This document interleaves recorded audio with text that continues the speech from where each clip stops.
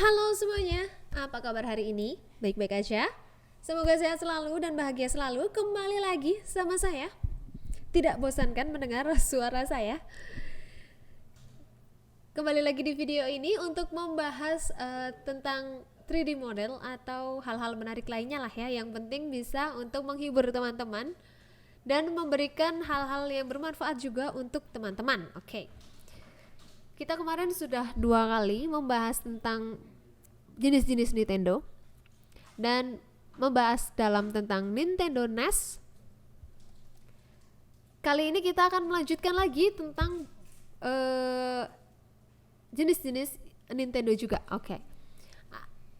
Melanjutkan tentang pembahasan kemarin, kita sampai di Nintendo 3DS. Nah, Nintendo 3DS ini menjadi salah satu trademark Nintendo karena mereka mengembangkan kembali DS yang sukses di pasaran dengan memberikan embel-embel 3D. 3DS diharapkan mampu menarik pengguna Nintendo yang baru. Tapi sayangnya kala itu pula muncul mobile games yang canggih-canggih. Jadi si Nintendo 3DS ini persaingnya banyak gitulah ya. Plus harga Nintendo 3DS yang tidak terjangkau membuat 3DS tidak dapat meraih kesuksesannya.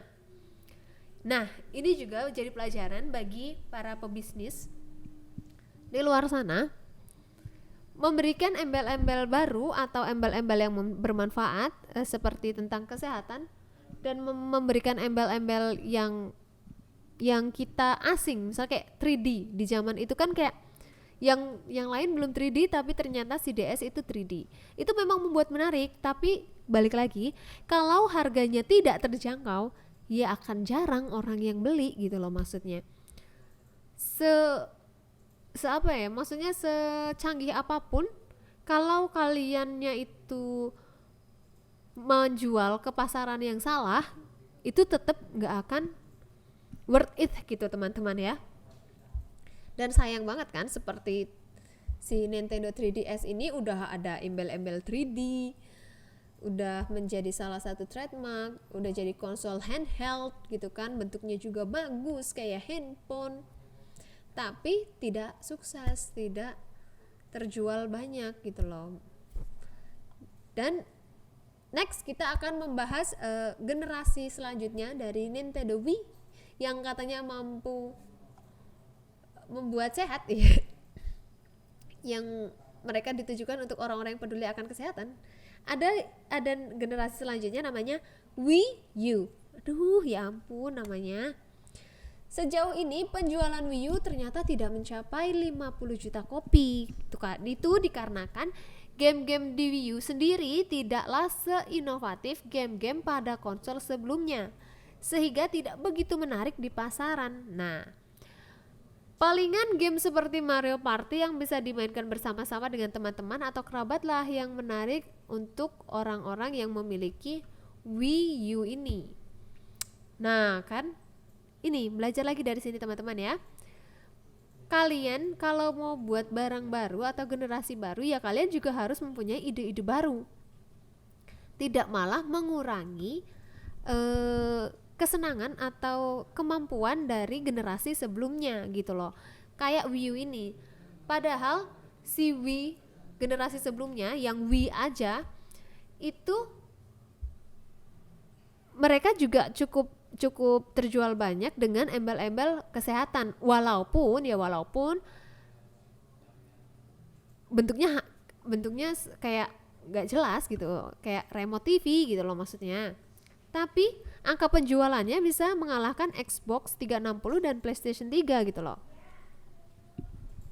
Sedangkan si Wii U yang bentuknya lebih futuristik ketimbang Wii, penjualannya tidak mencapai 50 juta kopi dikarenakan dia hanya kayak mengcopy yang ada di Wii aja, nggak ada ide-ide barunya gitu teman-teman. Ya oke, para pelaku bisnis, dari cerita-cerita tentang Nintendo kalian mungkin bisa belajar lagi ya. Oke. Nah, next kita mau bahas apa? Oke, bahas Sebenarnya kalau kalau kalau konsol game Nintendo ini ternyata yang pertama di Color TV Game disediakan bagi kamu yang ingin. Nah, oke. Nih, Nintendo itu pertama kali dirilis kapan sih? Oke.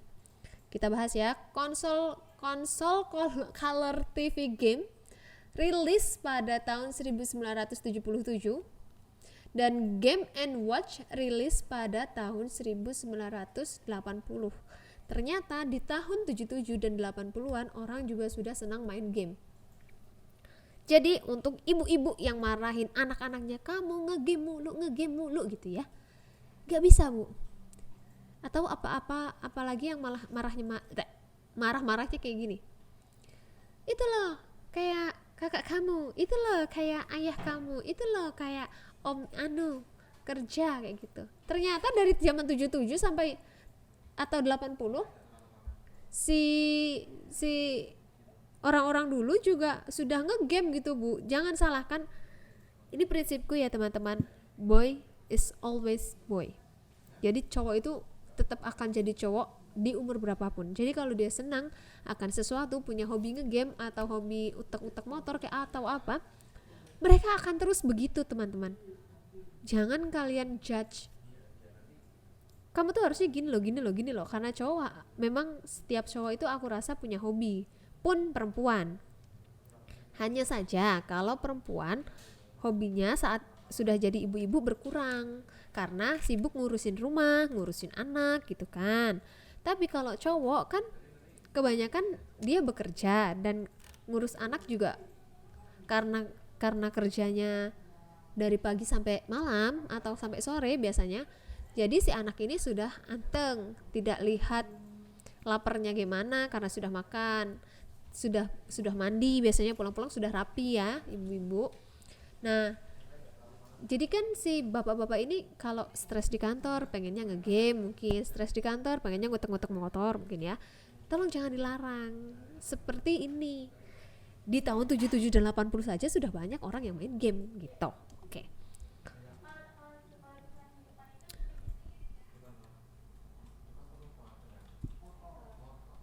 Dan ada lagi nih yang belum kita bahas, ternyata kita ada Nintendo Switch dan Switch Lite. Dirilis pada tahun 2017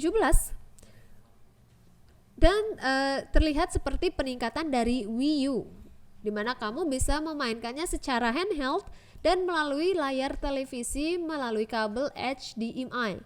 Nintendo Switch juga mendukung layar sentuh dan kontrol gerak. Oke. Lalu pada 2019 Nintendo merilis Nintendo Switch Lite, jadi 2 tahun kemudian ya. Perbedaan utamanya adalah controller Joy-Con yang tidak bisa dilepas dan tidak mendukung docking untuk dimainkan di televisi. Jadi Nintendo Switch Lite ini tidak bisa dimainkan di televisi. Dan pada akhir 2021 Nintendo merilis Switch dengan layar yang lebih besar dan berpanel OLED. Oke. Itulah konsol-konsol keluaran dari Nintendo dari tahun ke tahun ya. Melihat perubahan yang terjadi masing-masing konsol membuat Nintendo mampu bertahan hingga sekarang. Keren kan? Oke. Itu setelah kita bahas tentang banyak konsol Nintendo. Jangan lupa untuk like, komen, dan subscribe video ini. Sampai jumpa lagi di video selanjutnya. Bye-bye.